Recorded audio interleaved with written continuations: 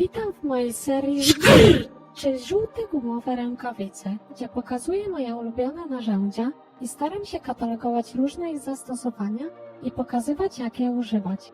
Nie mam zamiaru powtarzać możliwych użyć z poprzednich odcinków, ponieważ cała seria stanowi spójną całość i nie jest tylko testowaniem rzeczy.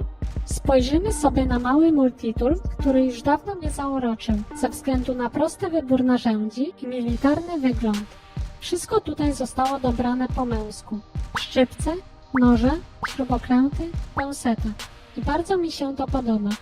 Odstraszały mnie jednak recenzje, które wspominały o psujących się kombinerkach. Zaryzykowałam i zobaczymy, czy coś z tego będzie. Pierwsze wrażenie jest takie, że jest on cięższy i solidniejszy niż mi się wydawało. Okładziny zapewniają pewniejszy chwyt dzięki wypukłym elementom. Wszystko wydaje się trzymać na swoim miejscu. Multitool zaczaskuje się mocno, parę razy nawet przyczasnęłam sobie palce. Niestety w rączkach jest duży luz. Okej, sprawdźmy, czy tak jak w niektórych recenzjach, szczypce zepsują się za pierwszym razem. Na razie jest dobrze. Co więcej, były one w stanie zgiąć nawet gruby drut. Z kolei przecinek do drutu przeciął mały gwoździk. Wszystko działa, ale nie ma co się ekscytować. Będę go używała regularnie i dopiero wtedy się wypowiem. Z nowych zastosowań szczypiec, które przyszły mi do głowy, chciałabym wymienić dwa. Pomoc przy szyciu, bo przez niektóre materiały bardzo ciężko się przebić i możliwość podniesienia czegoś bez ubrudzenia rąk. Dwa nożyki, jeden z prostą, drugi z ząbkowaną krawędzią, są oznaczone na rączce. Bardzo spodobał mi się pomysł umieszczenia dwóch noży w tym narzędziu. Jak jeden ci się stępi albo zepsuje, masz drugi. Poza tym ząbkowanym dużo łatwiej przeciąć niektóre materiały. Noże są ostre i jestem z nich zadowolona. Typ głowni gładkiego to drop point, co daje wytrzymały i dobrze tnący czubek. Ostrze z prostą krawędzią ma dodatkowo miejsce na palec, dzięki czemu można wykonać bardziej precyzyjne cięcie. Ząbkowane ostrze ułatwia przecinanie linek i pasków, chociaż niektóre rzeczy będzie ciąć wolniej, np. tę skarpetkę. Lepiej też z takim przeciąć gałązki.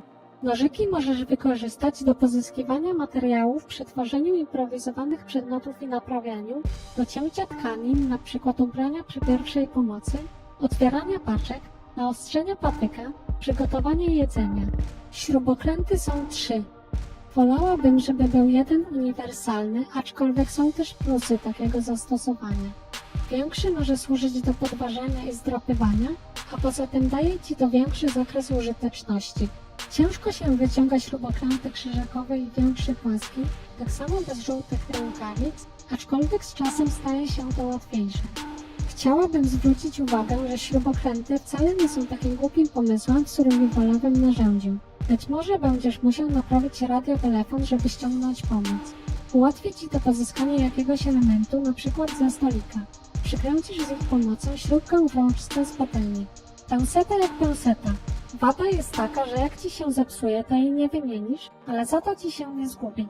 Zastanówmy się nad sensownością otwieraczy do kapsli. Inne sposoby otwierania mogą być dla niektórych za trudne, a każdy napój to źródło wody. Inna sprawa to to, że szkło nie uwalnia żadnych chemikaliów do wody. Szklana butelka może być bardziej elegancka i łatwiej się z niej nalewa. Dla niektórych picie z takiej butelki może być przyjemniejsze. A jednak, pękł element w rączce, przez co szczypce nie zatrzymują się tam, gdzie powinny. Jedyne złe warunki, na jakie go później wystawiłam, to podróż w torbie w samolocie, gdzie mogło być zimno i stukać.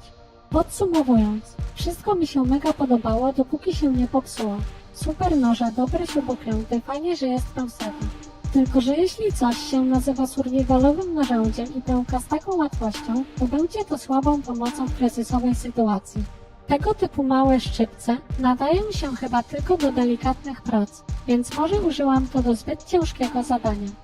Gerber ma dożywotnią gwarancję i go sobie naprawię, ale nie mogę mu dać większej oceny niż 5/10.